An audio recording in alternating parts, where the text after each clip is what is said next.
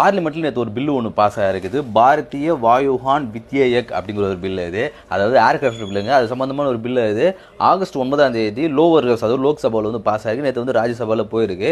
அப்போ அந்த இடத்துல எம்பியில் என்ன சொல்லியிருக்காங்கன்னா, இது வந்து இந்தியாவில் வந்து இங்கிலீஷ் தான் நீங்கள் வந்து பயன்படுத்தணும், ஆனால் அதுக்கு பதிலாக ஹிந்தியும் சான்ஸ்கிரிட்டையும் வந்து ஒரு பில்லுக்கு வந்து நேமாக வந்து வச்சுருக்கீங்களே அப்படிங்கிற மாதிரி கேட்டிருக்காங்க.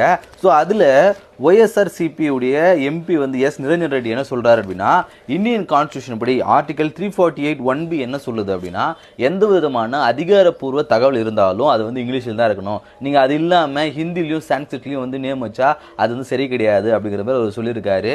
ஸோ இந்தியன் கான்ஸ்டியூஷனில் என்ன சொல்லுது, நாம லட்சுமிகாந்த் புத்தூர் என்ன சொல்லியிருக்கு அப்படின்னு பார்க்கும்போது இவங்களுமே அது என்ன சொல்கிறாங்க, எந்த சுப்ரீம் கோர்ட்டாக இருந்தாலும் ஹை கோர்ட்டாக இருந்தாலும் சரி பார்லிமெண்ட்டாக இருந்தாலும் சரி எங்கேயுமே வந்து இங்கிலீஷில் தான் நம்ம வந்து பயன்படுத்தணும். அது இன்கேஸ் நீங்கள் பார்லிமெண்ட்டில் வந்து பயன்படுத்துறீங்க அப்படின்னா ஸோ அங்கே வந்து மெஜாரிட்டி பேசஸ்லாம் நீங்கள் வந்து அது ஹிந்தியை பயன்படுத்துமே தவிர்த்து